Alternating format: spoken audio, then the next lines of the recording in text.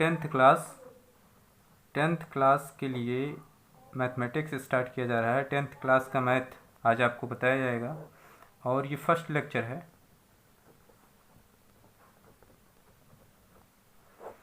जिसमें आप पहला ही चैप्टर रियल नंबर,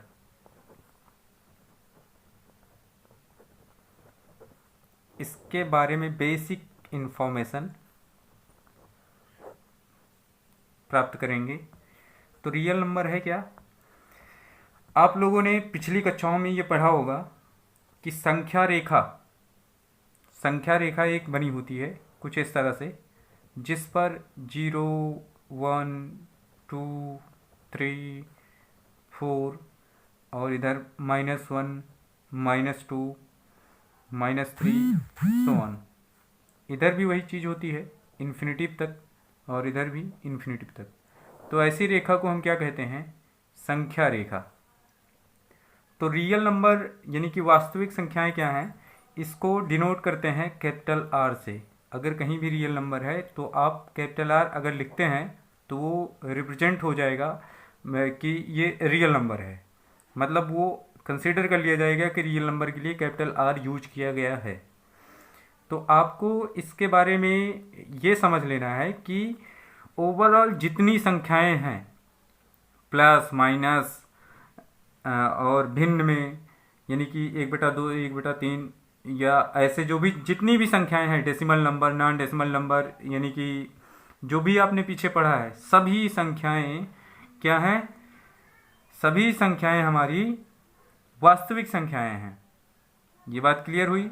मतलब अगर मैं यहाँ पे लिखूँ 1/2 या -1/2 या 3/4 या 22/7, जो भी संख्याएं हैं वो चाहे 0 हुआ, चाहे -1 हुआ, चाहे -2 हुआ, चाहे 1 हुआ, चाहे 2 हुआ, चाहे जो भी हुआ, ये सभी संख्याएं हैं वास्तविक संख्याएं। ये बात क्लियर हो गई सबको? जितनी भी संख्याएं हैं वो सभी संख्याएं क्या हैं? वास्तविक संख्याएं। और इन्हीं वास्तविक संख्याओं के लिए आप परिमेय संख्या भी कक्षाओं में पढ़ चुके होंगे। परिमेय संख्या क्या होती है, अपरिमेय संख्या क्या होती है? परिमेय और अपरिमेय मतलब रेशनल नंबर और इरेशनल नंबर। इन संख्याओं के बारे में भी आपको पढ़ना है, यानी कि रेशनल नंबर क्या है, इरेशनल नंबर क्या है। तो रेशनल नंबर क्या होता है, इरेशनल नंबर क्या होता है, ये भी आप 9th क्लास में स्टडी कर चुके होंगे। यानी कि which number can be written in the form of p/q where q is not equal to 0, then हम ये कह सकते हैं कि वो संख्या हमारी क्या है? परिमेय संख्या है। जहाँ पे p और q क्या है? पूर्णांक हैं। यानी कि जिस संख्या को p/q के रूप में लिखा जा सकता है, इस रूप में लिखा जा सकता है, वो संख्या हमारी क्या है? परिमेय संख्या। और इसमें q का मान 0 नहीं होना चाहिए। अगर q का मान 0 हो जाएगा तो वो संख्या हमारी अपरिभाषित हो जाएगी। सपोज करिए जैसे 1/2, ये तो हमारी एक परिमेय संख्या है, परिमेय संख्या है ये। लेकिन अगर मैं यहाँ पे लिखूँ कि 3/0, जैसे 1/2 है, यहाँ पे मैंने लिखा 1/2 क्या है? ये एक परिमेय संख्या है। अगर मैं लिखता हूँ कि यहाँ पे 3/0, तो इसको आप, इसकी वैल्यू कितनी होगी? आप जानते हैं कि ये अपरिभाषित है,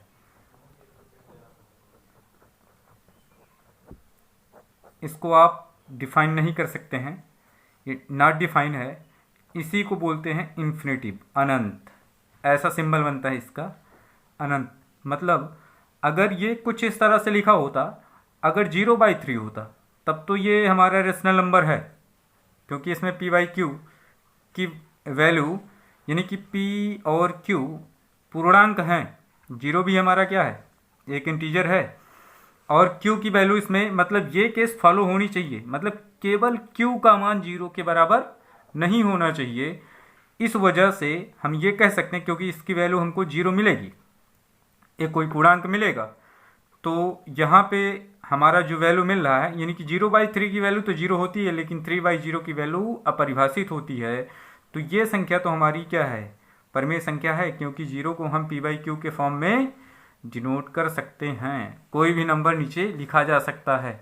इसलिए हमें अगर परिमेय संख्या बतानी है तो उसके लिए हमें इस चीज़ को बेसिकली ध्यान रखना होगा कि परिमेय संख्या के लिए क्या केस है।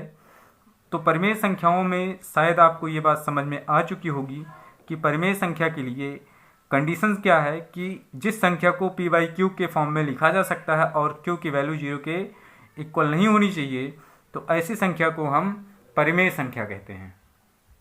क्लियर? चलते हैं आगे, चलते हैं।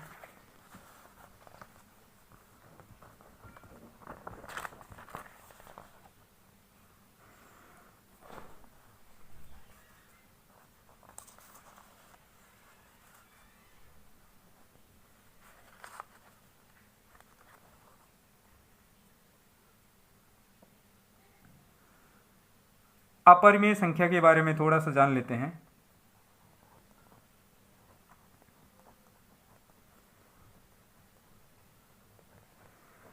सीधी सी बात है, which number cannot be written in the form of p by q that is called irrational number, यानी कि जिस संख्या को p by q के रूप में नहीं लिखा जा सकता है।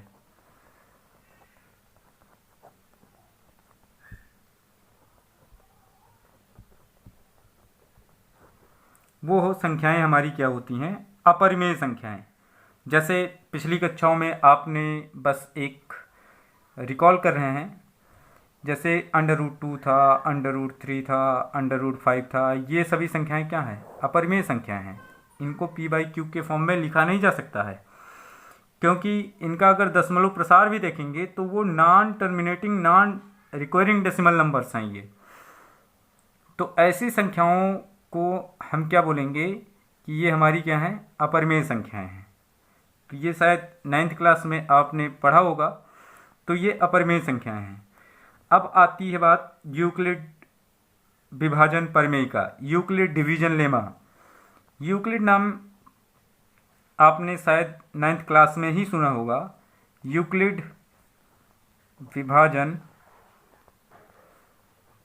प्रमेय का ये एक प्रोसेस है यहाँ पे HCF फाइंड करने का, मतलब मासा ज्ञात करने के लिए यूक्लिड विभाजन प्रमेयिका का प्रयोग करते हैं। यूक्लिड डिवीजन लेमा के बारे में तो आप नहीं पढ़े होंगे, लेकिन यूक्लिड का नाम जरूर सुना होगा। मुहम्मद इब्न मूसा अल ख्वारिज़मी ने इस प्रमेयिका को बनाया है। फिर से बोलता हूँ, इनका नाम मुहम्मद इब्न मूसा अल ख्वारिज़मी, ये नाम है इनका पूरा, और इन्होंने ही यूक्लिड डिवीजन लेमा एक बनाया है। ये एक प्रमेयिका है जिसका प्रयोग आप HCF निकालने के लिए करेंगे, यानी कि मासा का मतलब आप लोग समझते होंगे, कॉमन फैक्टर, दो नंबर्स के बीच में कॉमन फैक्टर आपको निकालना है। तो ये इजी है, इसमें आपको बहुत ज़्यादा घबराने की ज़रूरत नहीं है। आपने शुरू से ही भाग यानी कि डिवीजन, ये प्रोसेस आपने किया होगा, जिसमें आपको ये जब आप सिंबल लिखते हैं तो यहाँ पे क्या होता है, भाजक होता है, यहाँ पे क्या होता है, भाज्य होता है, यहाँ पे क्या होता है, भागफल होता है, और यहाँ पे समथिंग जब आप माइनस करते हैं तो यहाँ पे आपका आता है शेषफल। ये डिवाइजर है, ये डिविडेंड है,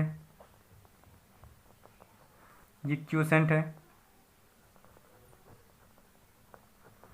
और ये है रिमाइंडर। तो थोड़ा सा अब इसके बारे में समझ लेते हैं। बस यही चीज़ यूक्लिड डिवीजन लेमा में एक सिस्टम के रूप में बनाकर रख दी गई है, और आपको इसका प्रोसेस तब तक यूज करना पड़ता है जब तक कि शेषफल का मान 0 नहीं हो जाता है। यही चीज़ यूक्लिड डिवीजन लेमा में प्रयोग की गई है। तो आपको इसमें सबसे पहले इस प्रोसेस को देखना है, आप इस शार्ट वाले प्रोसेस को पहले समझें। इसको आप एक लाइन में भी किस तरह से लिखते हैं, भाज्य बराबर भाजक गुणे भागफल धन शेषफल। इस तरह से आप लिखते हैं। बस समझ लीजिए कि अगर ये बात आपको समझ में आ रही है तो यूक्लिड डिवीजन लेमा आप समझ गए, 100% उसमें कोई दिक्कत नहीं है। बस आप फॉलो करिए स्टेप्स को, हम बताएंगे, ये बहुत इजी है, आप बस कंसीडर करते रहिएगा। अगर कहीं आपको दिक्कत होती है तो आप जिस भी माध्यम से इसे देख रहे हैं, एक कमेंट करके आप जो भी आपका डाउट होगा वो पूछ सकते हैं, कोई दिक्कत नहीं है इसमें। तो समझ लीजिए कि अगर ये चीज़ आपको समझ में आई है तो आप यूक्लिड डिवीजन लेमा को लगभग 90% समझ चुके हैं। अब यहाँ पे अगर इसको हम थोड़ी देर के लिए ए कंसीडर कर लें और इसको बी और इसको क्यू और इसको आर, तो यूक्लिड डिवीजन प्रमेयिका के लिए जो मेन फॉर्मेट है, यानी कि जो फॉर्मेट बनाया गया है, उसमें ये हो जाएगा कि a is equal to b q plus r, और यहाँ पे फिर आर के लिए अगर बात करें तो आर इज ग्रेटर देन और इक्वल टू 0 होगा एंड लेस देन बी होगा। मतलब आप इस चीज़ को यहाँ पे मैं लिख के बताता हूँ, आप यहाँ से समझिए कि अगर ये ए है, ये बी है, ये क्यू है, तो यहाँ पे समथिंग आप जब लैप्स करेंगे तो यहाँ पे आर मिलेगा आपको, कुछ यहाँ से घटेगा आपका, ये आर कुछ इस तरह से मिलेगा। तो आप ज़रा ये सोचिए कि इस स्टेटमेंट को समझाने के लिए ये चीज़ हमने लिखी है यहाँ पे। आर की वैल्यू क्या होती है, आर की वैल्यू यानी कि शेषफल जो आपका आता है या तो वो शून्य आता है या फिर इस वाले मान से छोटा ही होगा परंतु वो 0 से बड़ा होगा। इसका मतलब यही है कि आर का मान क्या है, 0 से बड़ा हो सकता है या 0 के बराबर हो सकता है, परंतु बी के मान से सदैव क्या होगा, छोटा होगा।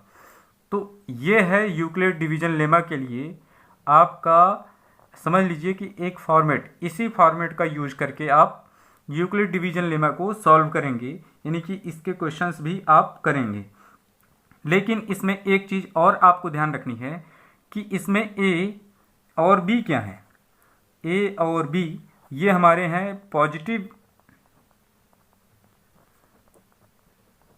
इंटीजर्स, मतलब धन पूर्णांक हैं। ए और बी क्या है, धन पूर्णांक हैं। तो इस चीज़ को भी आप ध्यान रखिएगा। और जब भी आप ए और बी की बात करेंगे तो इसमें क्या होना चाहिए, ए की वैल्यू ऑलवेज ग्रेटर देन होनी चाहिए किससे, बी से। ए का मान जब बी से बड़ा होगा तभी आप ए में बी से भाग कर सकते हैं, अदरवाइज नहीं कर सकते हैं। चलिए एक एग्जाम्पल के थ्रू समझते हैं कि ये प्रोसेस कैसे लिखा जा सकता है। जैसे एक एग्जाम्पल बताता हूँ, अभी यूक्लिड डिवीजन लेमा के प्रोसेस को नहीं यूज करते हैं। जैसे मान लीजिए 10 डिवाइड बाई 3 है, तो आप क्या करेंगे, 3 3 जा 9 और यहाँ पे आएगा 1। तो क्या हुआ कि आप इसको जब लिखेंगे 10 इज इक्वल टू कितना, 3 इंटू 3 और प्लस आर की वैल्यू कितनी है 1। अगर ए और बी और क्यू या फिर आर का मान आपसे पूछा जाए तो इसमें आप क्या बताएंगे, ए इज इक्वल टू कितना है 10 है, बी इज इक्वल टू कितना है 3 है, and Q is equal to कितना है, ये भी 3 है, एंड आर की वैल्यू क्या है 1 है। अब यहाँ से ये स्टेटमेंट आप आसानी से समझ सकते हैं, ये पूरा का पूरा स्टेटमेंट आप आसानी से समझ सकते हैं। कैसे, ए की वैल्यू 10 है, राइट है, बी की वैल्यू क्या है 3 है, ये भी सही है। देखिए क्योंकि बी के स्थान पे यहाँ पे क्या है 3 है, क्यू के स्थान पे 3 है, राइट है, आर की वैल्यू क्या है 1 है। बट आर की वैल्यू यहाँ से कंसीडर करें तो आर की वैल्यू क्या है 0 से बड़ी है परंतु बी से छोटी है। ये बात क्लियर हुई। अब अगर ये बात क्लियर है तो समझ लीजिए कि यूक्लिड डिवीजन लेमा आपका तैयार है। तो इस टाइप से आप पहले प्रैक्टिस करिएगा, पहले अब कंसीडर कर लीजिए इस वाले पॉइंट पे जिसमें हमने बताया कि ए की वैल्यू क्या होनी चाहिए, ग्रेटर देन बी। ए की वैल्यू देखिए ग्रेटर देन बी है, तभी ये पॉसिबल है इस वाले फॉर्मेट में। तो आप सबसे पहले कुछ ऐसे एग्जाम्पल्स खुद से कंसीडर करिएगा, जैसे सपोज कर लीजिए कि 27 डिवाइड बाई 6 है, या 627 यहाँ पे ऐसे लिख दिया जाए, और 943। तो इस टाइप के कुछ एग्जांपल्स आप पहले ट्राई कर लीजिए। तब तक के लिए थैंक यू। नेक्स्ट वीडियो में आप यूक्लिड डिवीजन